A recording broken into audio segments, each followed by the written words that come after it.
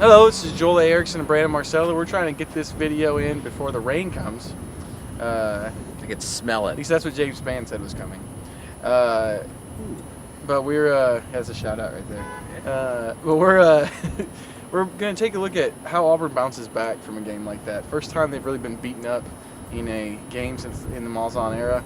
The first thing that sticks out to me, and Brandon asked CJ about this tonight, but Jonathan Jones mentioned yesterday, he said, we've been through a lot worse than this. And the older guys have. As bad as that game felt, it was nothing like 2012. And a lot of those guys have been through that. And so I think they're kind of going, you know, that we didn't like that, but it's still not the same as the just general feeling of, I don't even know what to call it. Despair? Maybe that hung over the program in 2012. Yeah. Yeah. And I guess what really kind of reminded me of that, it was CJ walked in wearing a 2012 Iron Bowl shirt. And I wasn't here in 2012, but watching from afar, you would see the scores coming across and following writers like Joel and just going, wow, things are just falling apart. Now, the thing is with this team is the question of how they respond to adversity. Last year they responded great in games, but they didn't really suffer a horrible setback. Even the LSU game last year, they had a great second half. They're like, okay, we're building something. There's something there. This year, it's just they're playing all these close games. The defense is regressing, and then meanwhile, the offense suddenly is just went kaput.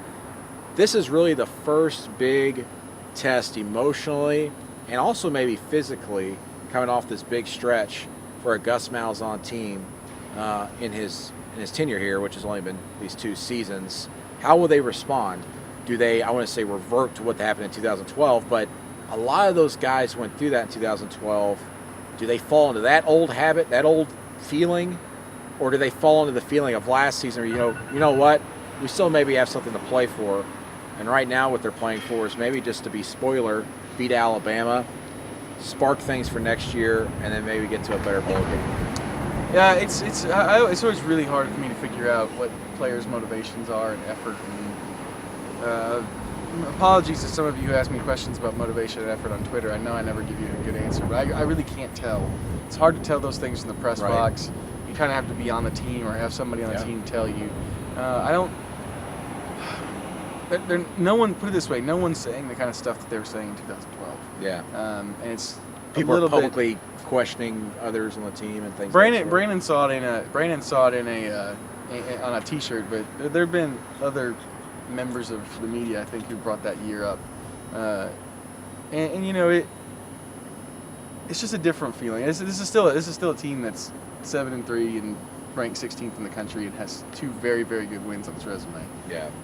So as bad as that game seemed to everyone, as bad as it was, it doesn't.